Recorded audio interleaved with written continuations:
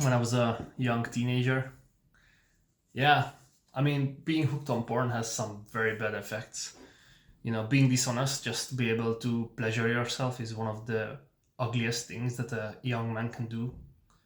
And once I realized how fucked up porn was, because I just didn't know, once I realized how fucked up porn was, and I quit, just tested it, I realized like, okay, this might be something that will change my life. And so in 2021, October, I decided to quit porn for good. And at that point, I had around 11,000 hours in Counter-Strike. Back then, it was called Counter-Strike Global Offensive. I was semi-professional. I was coaching and I was casting as well as an analyst commentator. 2 months later, I quit the game.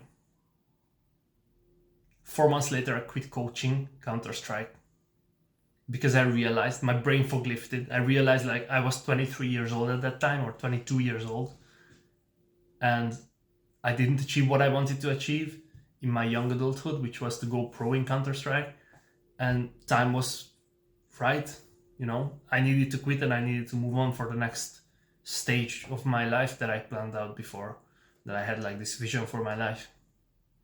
4 months, but really it was only two, like before I quit Counter-Strike.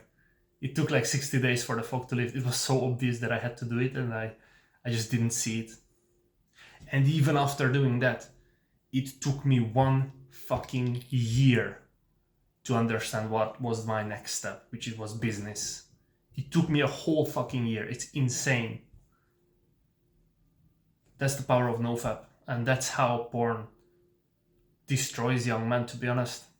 It just destroys them because you cannot know what you cannot see. Like you don't perceive what's wrong in your surroundings. You think everything is fine and you keep wanking. Fuck, man. Yeah, that's why I'm doing this channel. That's why I'm doing the coaching. And it's like a win-win. I get to learn how to build a proper business, and I also get to help men overcome their porn addiction. If you're interested in coaching, check out the top link in the description.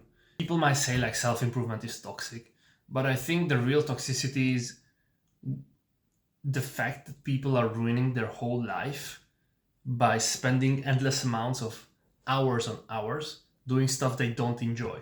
So they hate their life, they don't know how to stop, and it repeats in a cycle and it doesn't stop.